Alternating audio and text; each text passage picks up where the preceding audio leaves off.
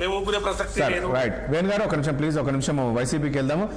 లక్ష్మణ్ గారు ఏం చెప్తారు? ఈరోజు ముఖ్యమంత్రి గారు మాట్లాడిన మాటలను తీసుకెళ్లి మీరు ఈరోజు రాష్ట్ర వ్యాప్తంగా ఒక అంటే చంద్రబాబు నాయుడు ఒక ఏమంటారు రాయలసీమకు ఒక మరణ శాసనం రాశాడు, అసలు ఈరోజు చుక్క నీరు లేకుండా చేశారు ఈ శిష్యుడి కోసము. మీరు నాకు తెలిసి ఈరోజు మాట్లాడినట్టున్నారు ఒక 2-3 మాజీ మంత్రులు వీళ్ళందరూ. ఏంటి అసలు మీ స్టాండ్ ఏంటి? రాజేష్ గారు, మీకు పెన్ను ఉన్న పెద్దలకి 60 వీసులకి యాజమాన్య హృదయపూర్వక నమస్కారం అండి.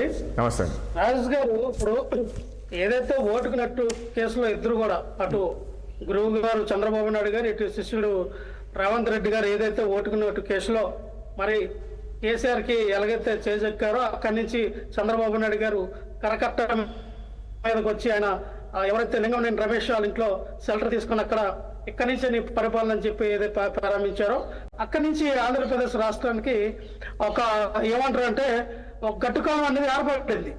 చంద్రబాబు నాయుడు గారు ఏంటంటే ఆంధ్రప్రదేశ్ రాష్ట్రంలో ఏదైతే కృష్ణా జిల్లాల మీద కృష్ణా జలాల పైన ఆధారపడి ఏవైతే ప్రాజెక్టులు ఉన్నాయో, ఏవైతే ఆ ప్రాజెక్టులకు వాటర్ వెళ్లకుండా ఏదైతే మరి ఉన్నటువంటి అప్పుడు రాయలసీమ ఎత్తిపోతల పథకం కింద ఏదైతే మనం మాట్లాడుతూ ఉన్నామో ఆ యొక్క టీఎంసీలు అంటే 811 టీఎంసీల వాటర్, దాన్ని 512 టీఎంసీలు మనకి, 299 టీఎంసీలు తెలంగాణకి ఆ రోజున విభజన హామీలో మనకి ఇవ్వడం జరిగింది.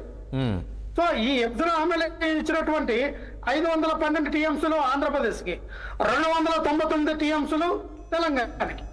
కానీ ఇక్కడ ఏం చేస్తూ ఉన్నారు, ఏవైతే వీళ్ళు కలవకుర్తిలో పెట్టినటువంటి ఈ ఎత్తిపోతల పథకానికి, ఈ కలవకుర్తిలో ఏర్పాటు చేసినటువంటి ఈ ఎత్తిపోతల పథకాన్ని గురించి అక్కడ 800 అడుగులో వీళ్ళు కేటాయించినటువంటి ఏదైతే ప్రాజెక్ట్ ఏదైతే ఉందో దానికి వాటర్ని ఇక్కడి నుంచి అంటే 0.4 టీఎంసీల వాటర్ అంటే అధికంగా తీసుకెళ్లే విధానం ఏదైతే ఉందో, దాదాపుగా ఆంధ్రప్రదేశ్ రాష్ట్రంలో 16 లక్షల ఎకరాలకి వాటర్ అందకుండా మరి చంద్రబాబు నాయుడు గారు చేసినటువంటి ఈ యొక్క 16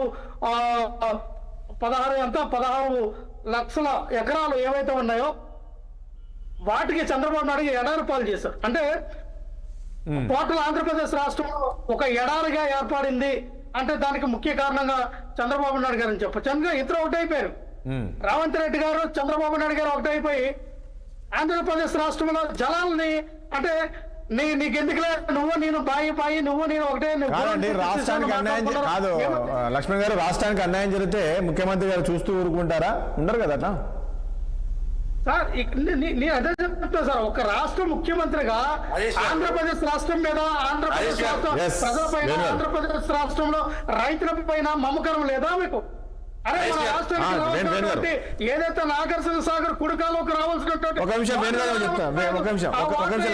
సముద్ర కృష్ణా జలాలపై ఏదైతే ఆధారిత చేస్తున్నటువంటి విద్యుత్ ఏదైతే తయారు విధానంలో ఉత్పత్తి చేసే విద్యుత్ కేంద్రాలు ఏవైతే ఉన్నాయో నీరు ఏదైతే అక్రమంగా తరలించారో. ఒక నిమిషం లక్ష్మణ్, వేణు గారు మాట్లాడుతున్నారు ప్లీజ్. ఇప్పుడు ఆ మిత్రుడు ఏదో మాట్లాడుతున్నాడు కదా వైసీపీ అతను, అసలు నీళ్లు ఒక బేసిన్ నుంచి ఒక బేసిన్ తరలించవచ్చు, ఒక ప్రాథమిక క్వశ్చన్ అడగండి. అసలు తరలించవచ్చా? ఒక బేసిన్ మీరు కాంగ్రెస్ కదా, మీకు ఇచ్చినటువంటి 299 టీఎంసీ